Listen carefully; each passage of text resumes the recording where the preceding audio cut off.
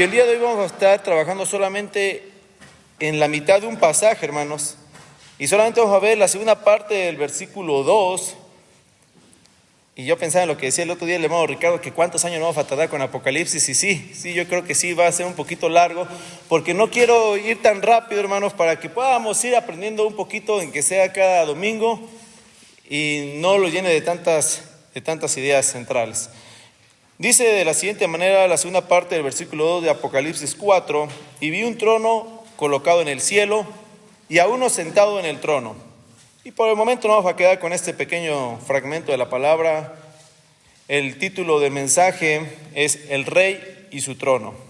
Y bueno, no sé yo mucho, hermanos, de reyes, sobre todo porque pues ya aquí ya no hay reyes, en México no se manejan reyes, allá por Europa hay algunos reyes, pero algo que es importante para un rey es su trono.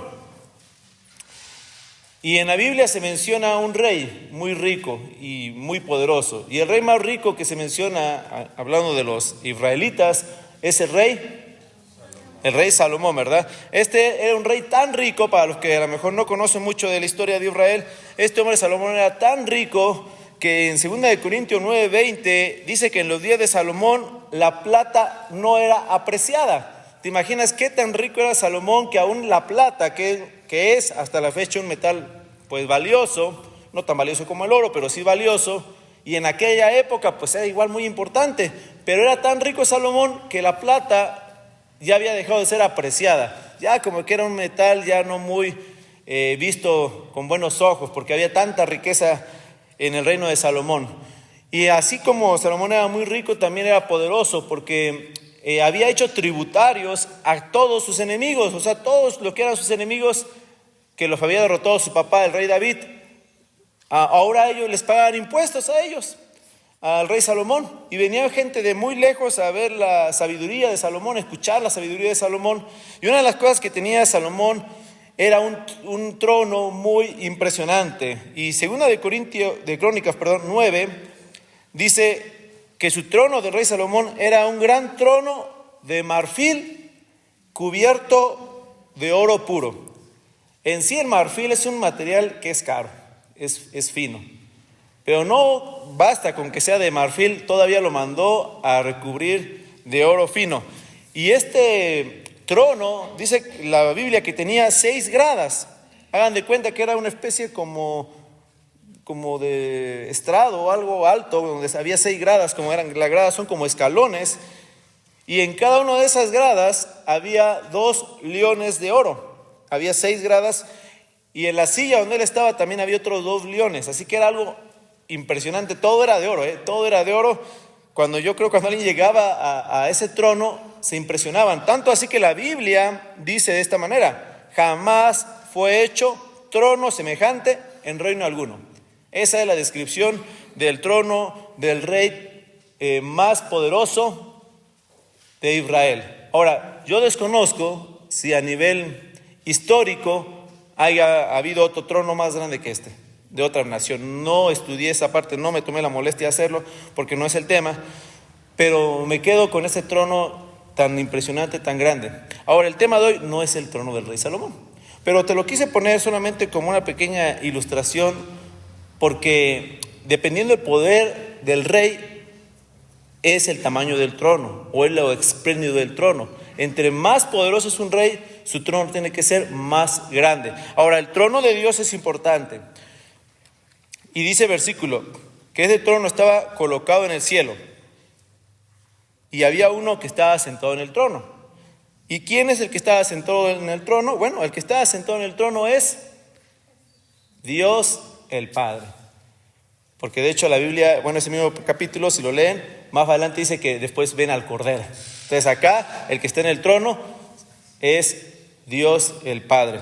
El Padre está ocupando el trono.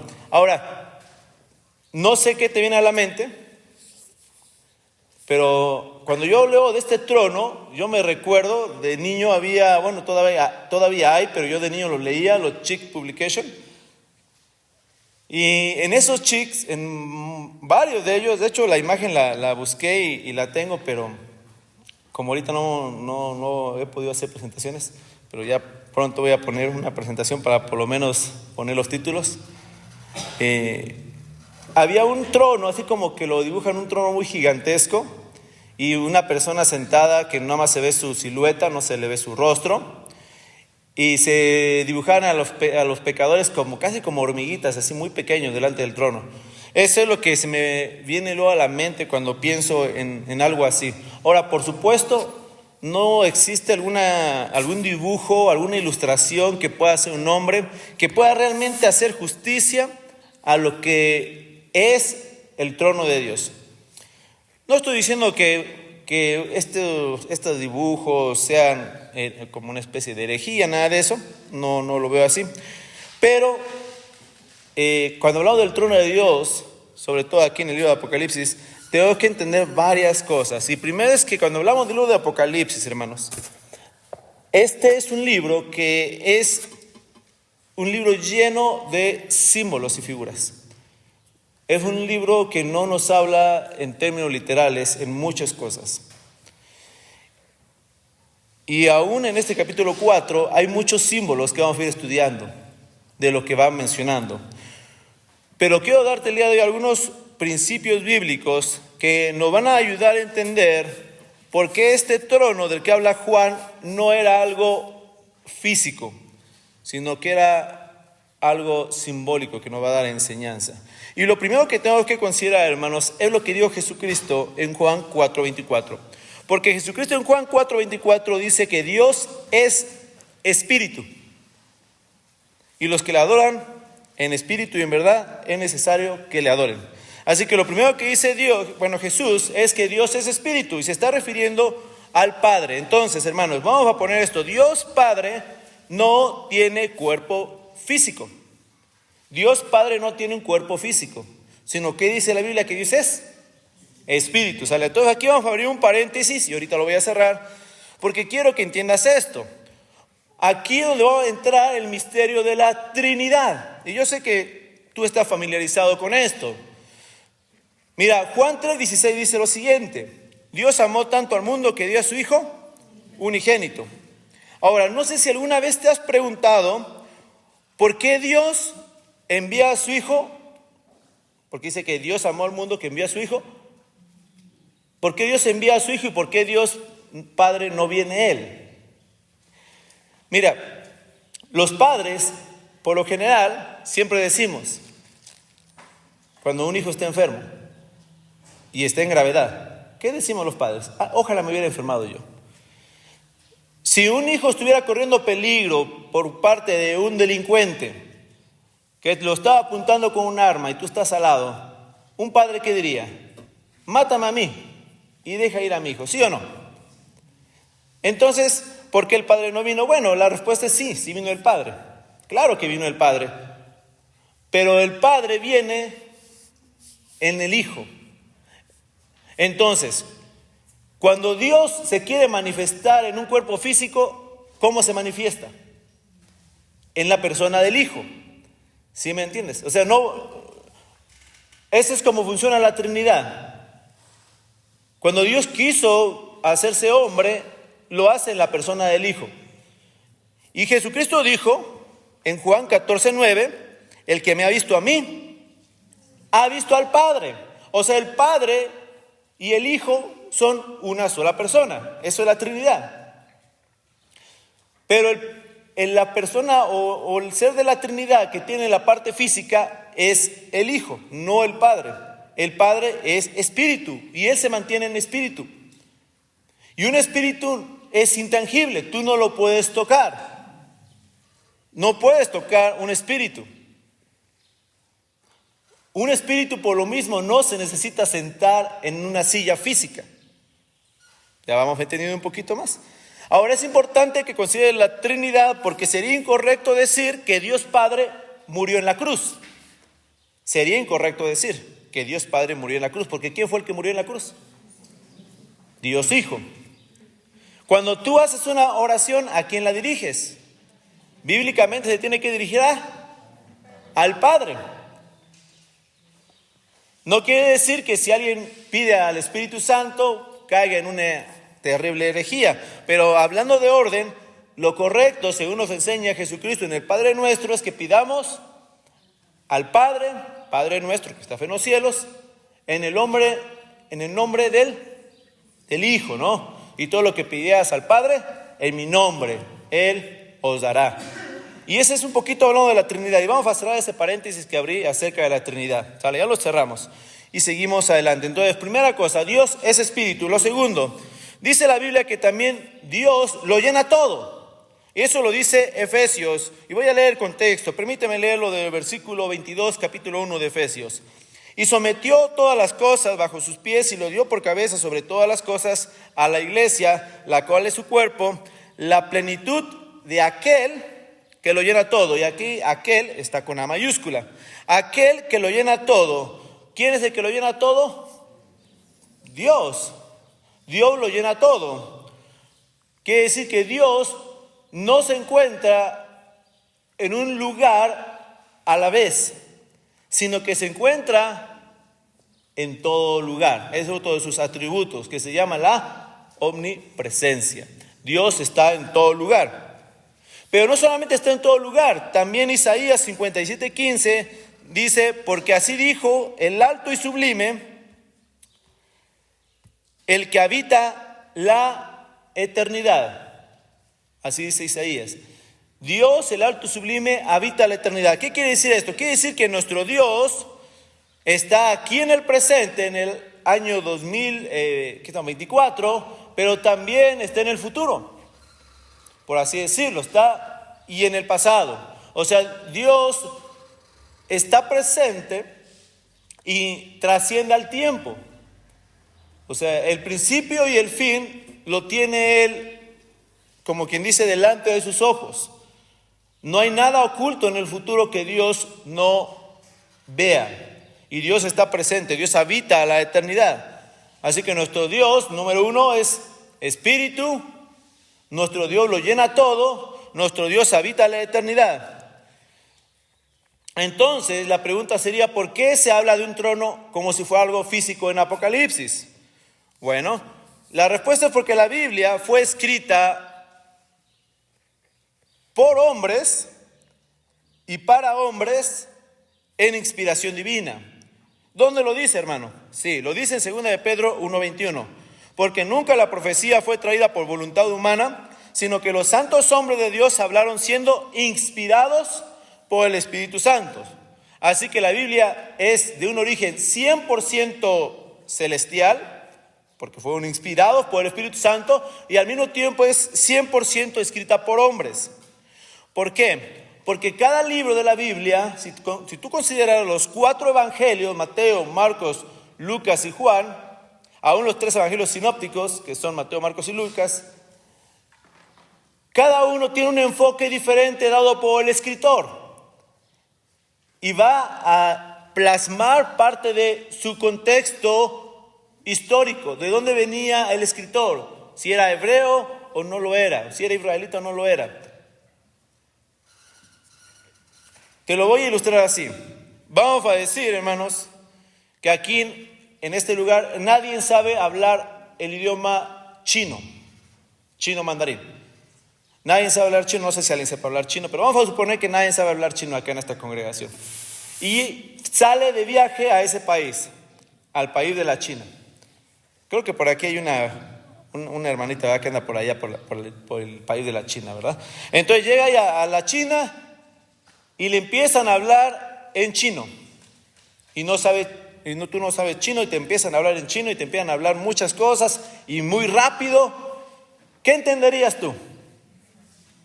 Nada, no entenderías nada. Podrías estar poniendo atención a sus labios, pero no entenderías nada. Vamos a olvidarnos de las manos, solamente sus labios. No entenderías de qué está hablando ese chinito, ¿verdad? ¿Quién sabe qué estará diciendo el chinito? Si será que me está diciendo que estoy muy bonito, o si será que me está reclamando por algo, no sé qué me dice.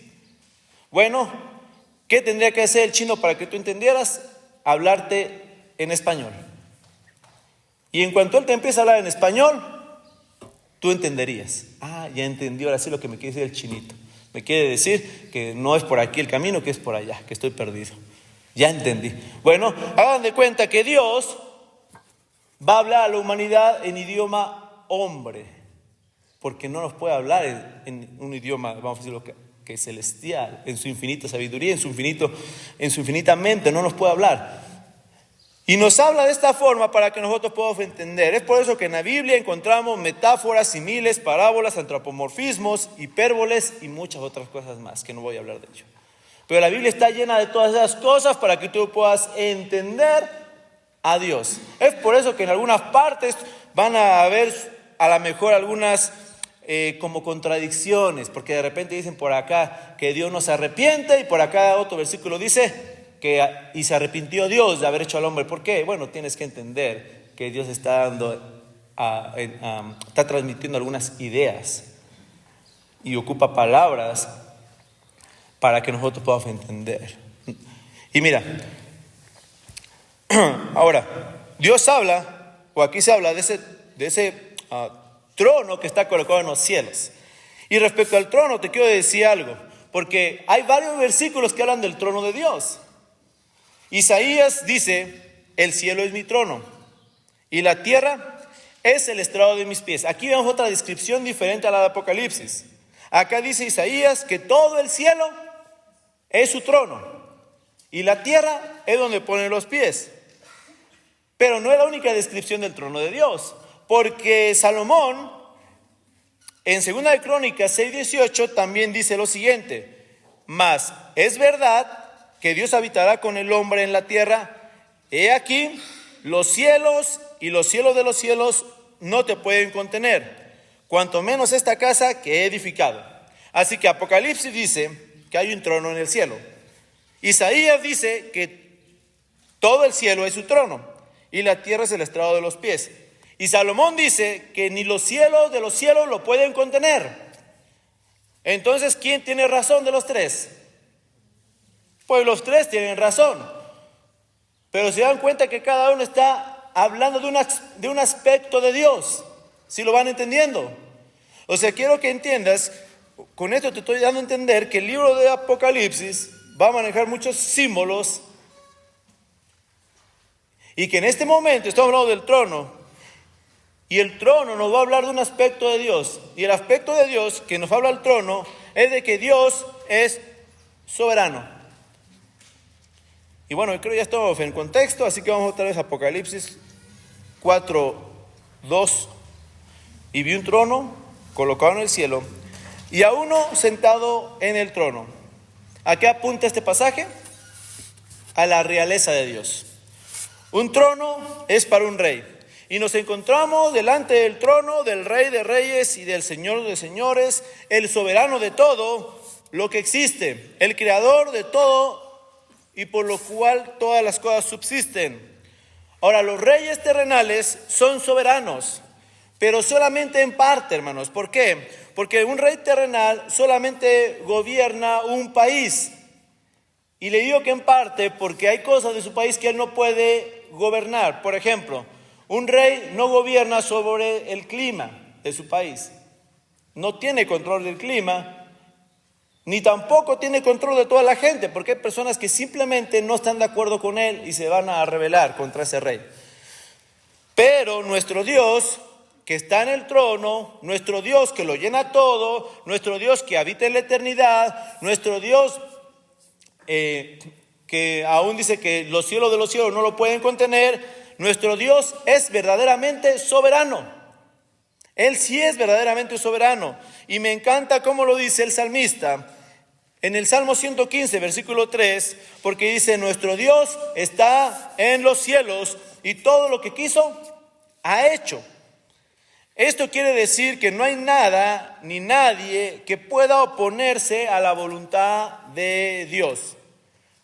No hay nadie que se pueda oponer a la voluntad de Dios. Aún las cosas malas no salen de la voluntad de Dios. Y te lo voy a probar en esta hora.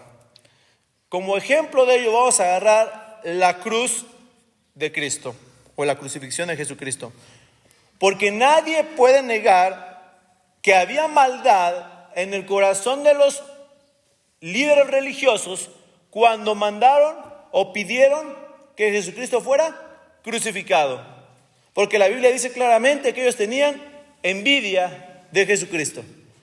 No fue una motivación buena la que había en el corazón de estos hombres cuando pidieron la crucifixión de Jesucristo. Cuando los soldados romanos le estaban agrediendo a Jesucristo, de tal forma que le hacían sangrar, que le rasgaban su espalda con el látigo, que le ponían una corona de espinas, una túnica, le golpeaban con una vara en la cabeza, le vendaban los ojos y le decían: profetízanos, ¿quién te golpeó? Lo escupían, aún lo escarnecían, eso quiere decir que se burlaban de él. Cuando todo eso estaba pasando, había maldad en estos hombres. Eso no se puede discutir, que había maldad ahí.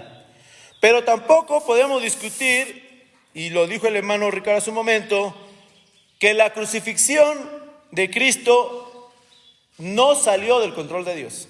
Todo estuvo en control de Dios. Y de hecho Jesucristo dijo, por eso en Juan 10:17, por eso me ama el Padre, porque yo pongo mi vida para volverla a tomar. Nadie me quita la vida, sino que yo de mí mismo la pongo. Tengo poder para ponerla y tengo poder para volver a tomarla. ¿Qué está diciendo Jesucristo?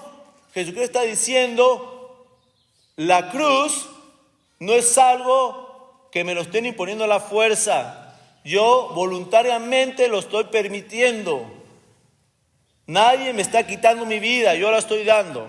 ¿Sale? Entonces, vamos a quedarnos con esto, vamos a seguir adelante. ¿Y por qué fue cruz? ¿Por qué tenía que ser cruz? Bueno, la respuesta tal vez no sea muy satisfactoria, pero la respuesta es que fue cruz porque así quiso el Padre que fuera. El Padre quiso que fuera cruz. Y de hecho, esto es algo que Dios ya había decidido desde el principio. Porque Apocalipsis 13:8 dice, y la adoraron. Está hablando de la bestia. Todos los moradores de la tierra, cuyos nombres no estaban escritos en el libro de la vida del Cordero, que fue inmolado desde el principio del mundo. Apocalipsis dice que el Cordero fue inmolado ¿desde cuándo? Desde el principio del mundo. O sea, todavía no había mundo y Dios ya había decidido que Cristo, el Cordero, tenía que morir.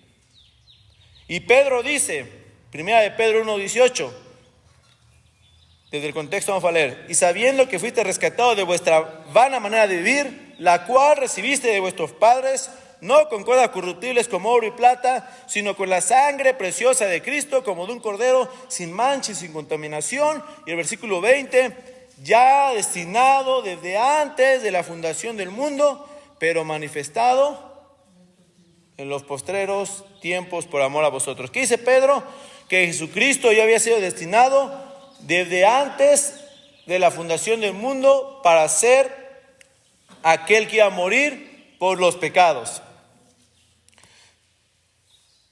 Teniendo esto, podemos decir que si la crucifixión no fue un accidente, entonces nada es un accidente, hermanos. Nada en la vida es un accidente. Si este aspecto tan importante no se salió del control de Dios, entonces nada es un accidente. Si los hombres no vencieron a Jesús, sino que Él mismo se entregó, sería un error pensar que algo en este universo puede salir de la soberanía del que está sentado en el trono. Mira lo que dice aún José. José el soñador, José el que fue vendido a Egipto, José el que sus hermanos le tenían envidia, José el que llegó a servir a la casa de Potifar y una mujer lo embaucó, lo difamó y por causa de ella llegó a la cárcel. Ese José que estuvo en la cárcel, ese José dice en el capítulo 50, vosotros, hablando a sus hermanos, vosotros pensasteis mal contra mí, mas Dios lo encaminó bien. ¿Para qué? Para hacer lo que vemos hoy, para mantener con vida a mucho pueblo. ¿Qué entendió José? José entendió que todo lo que había pasado en su vida había sido orquestado ¿por quién? Por Dios. No habían sido sus hermanos. No había sido sus hermanos, había sido Dios el que había orquestado. Obviamente si hubo maldad en los hombres, sí la hubo. Claro que sí la hubo. Y ellos son responsables de su maldad y vamos a hablar más de eso. ¿Qué dice Job 9:12? He aquí arrebatará. ¿Quién le hará restituir? ¿Quién le dirá qué haces? ¿Quién se atreve a pararse delante del soberano, delante del que está sentado en el trono y cuestionarlo? ¿Quién de aquí se atreve a cuestionar a Dios?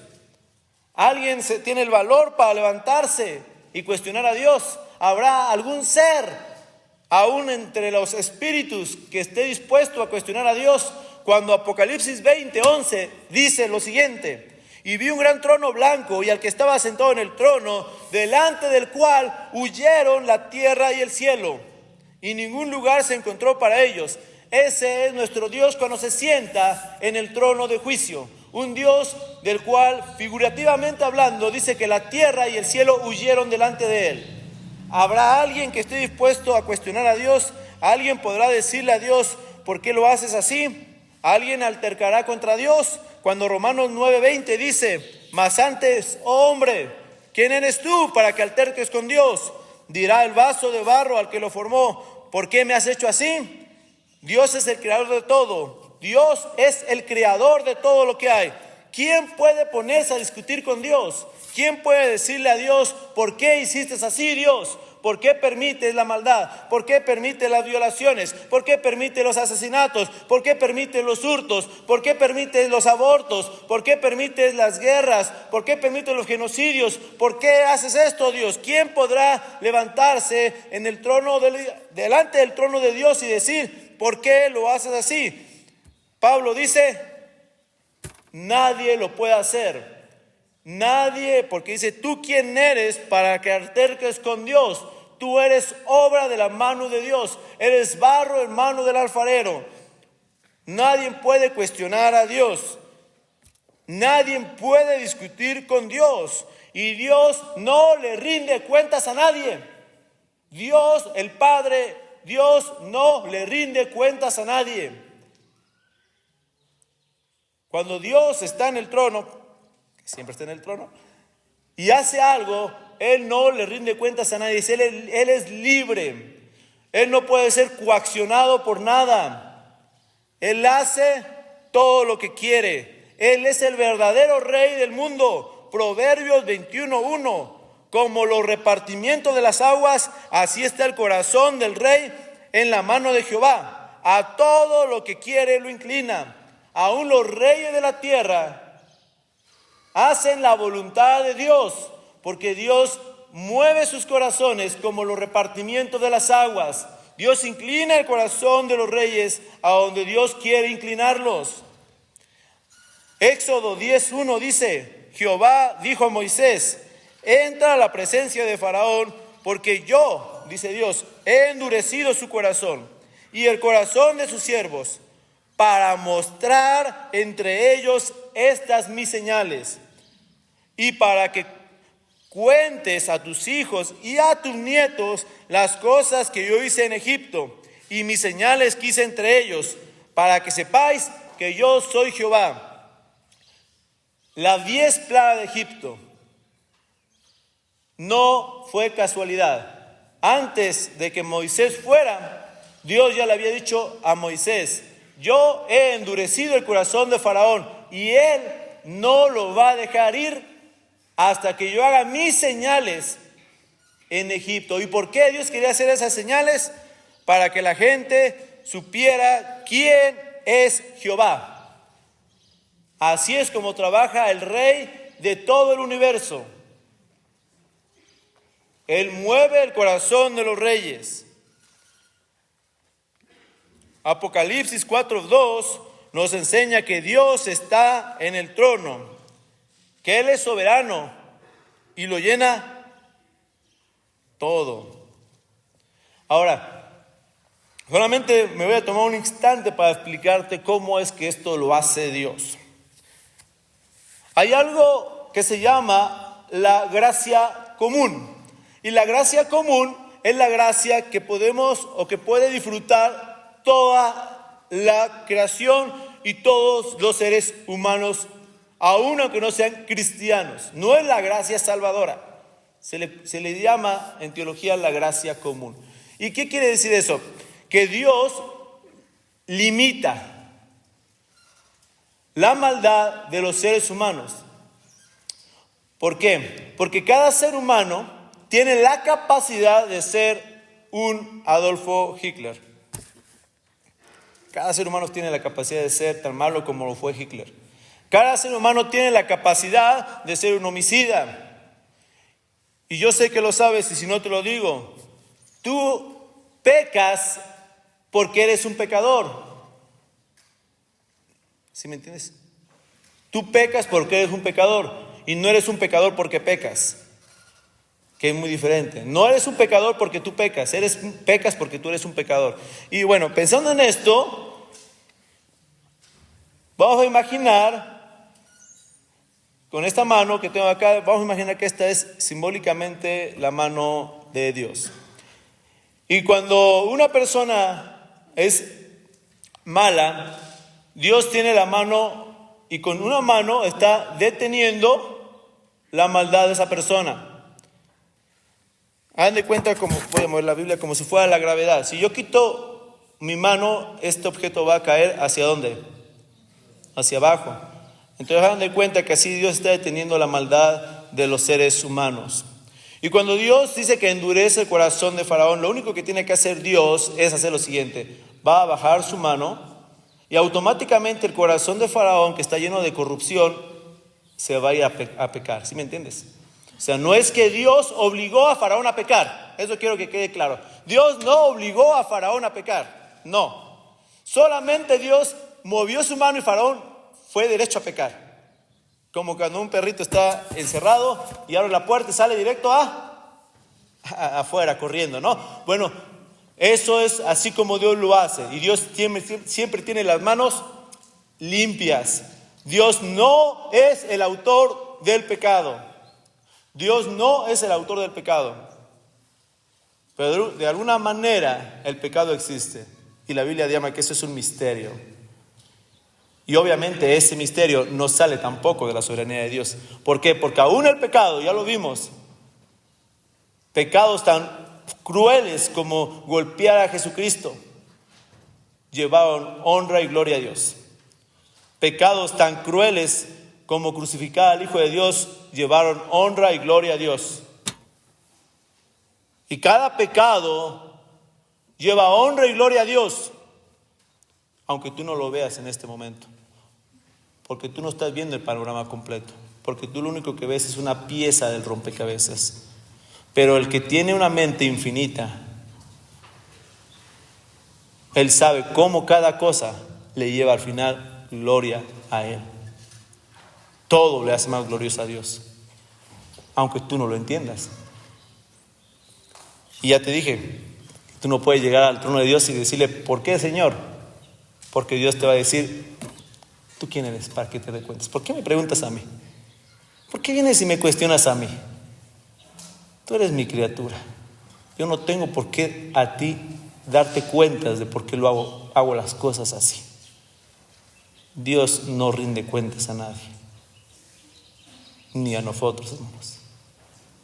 Ni a nosotros nos rinde cuentas. Al contrario, ¿quiénes son los que tienen que rendir cuentas? Nosotros, a Dios. Él no. Él no. Él puede permitirnos una enfermedad y Él sabe por qué lo hace. No hay nada que salga del control de Dios, porque Dios está en el trono. Y vamos a ver brevemente, solamente algunas aplicaciones. Vive con gozo. Vive con gozo porque Dios está en el trono y porque Dios no es un diosito. Nuestro Dios es grande y sublime, y eso lo he repetido tantas veces el día de hoy para que te lo grabes. Nuestro Dios no es un diosito. Nuestro Dios es un Dios grande que lo llena todo. Así que vive con gozo. Puedes vivir gozoso porque tu Padre es ese gran Dios. Vive con paz. Vive con paz porque no hay nada que pueda venir a tu vida que Dios no controle y use para nuestro bienestar. Hablo a hijos de Dios.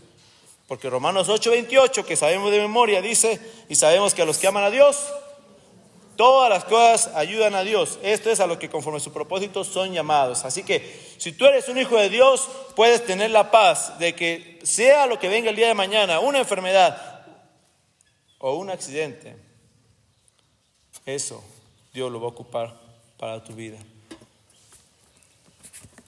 Vive con seguridad, porque no hay nada en el futuro que debamos de temer, porque Dios ya decretó todo. Y eso no implica que tú puedas vivir como se te dé la gana.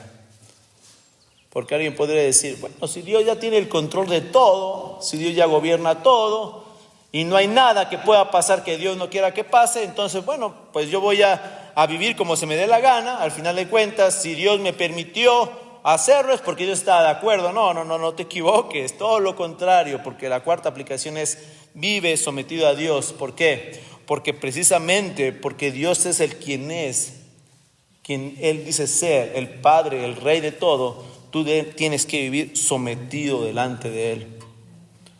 Tú no puedes vivir como tú quieras vivir, porque Dios es el Rey. Y Dios es digno de toda nuestra adoración. Dios es digno de toda nuestra obediencia. A Él le debemos obediencia. ¿A quién le debes obediencia? Al Rey de Reyes. A Él le debes obediencia. Porque Él es grande, porque Él es poderoso, porque Él habita en eternidad, porque Él lo llena todo, porque los cielos de los cielos no lo pueden contener. Porque Él ha decretado todo. Por eso es que tú y yo tenemos que ser obedientes a Dios.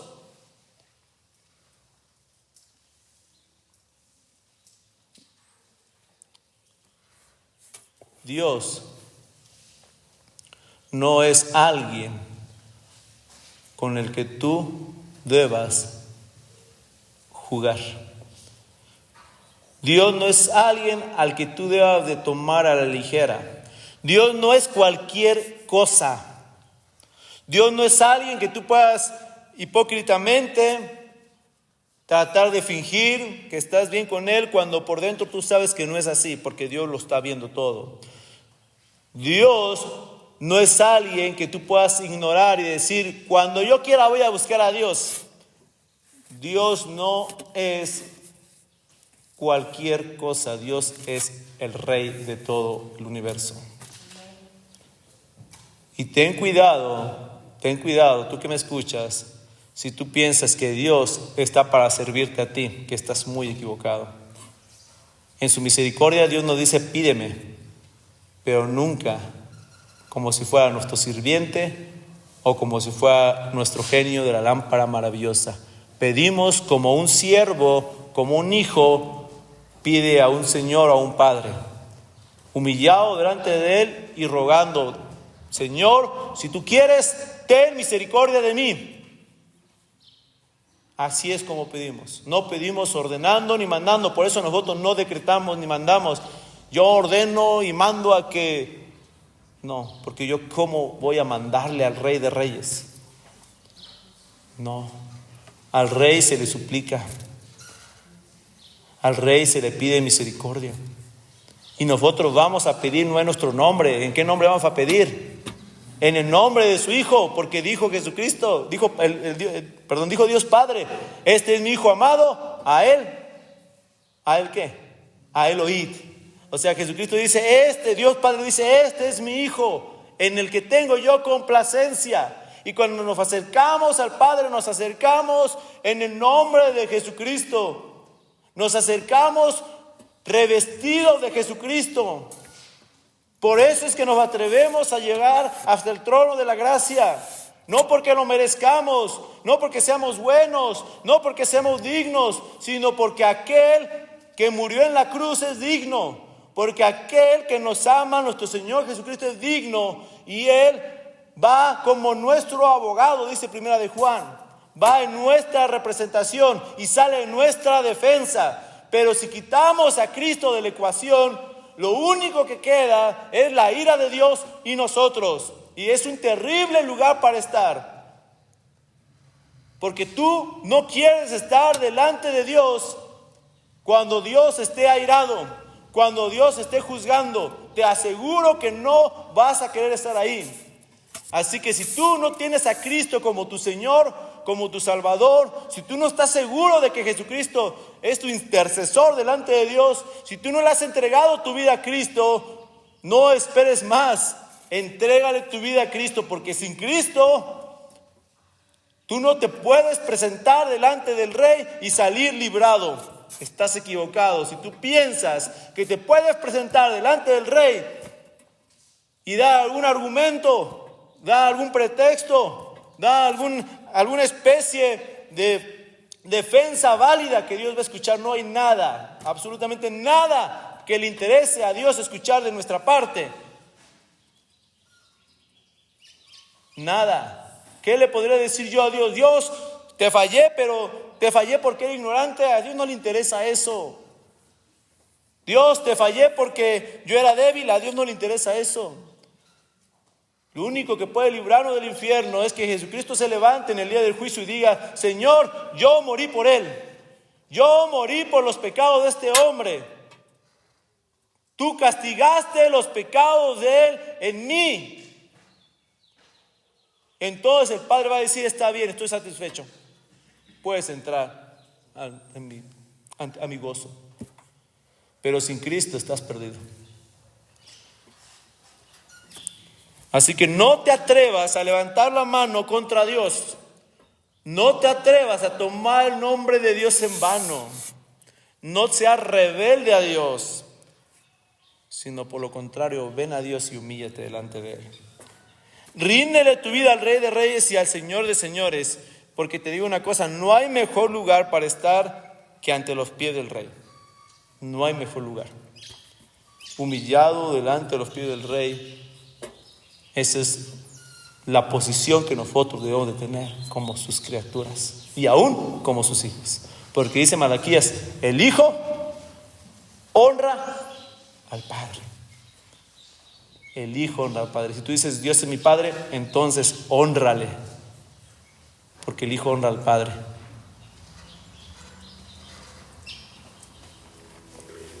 Ponte de pie.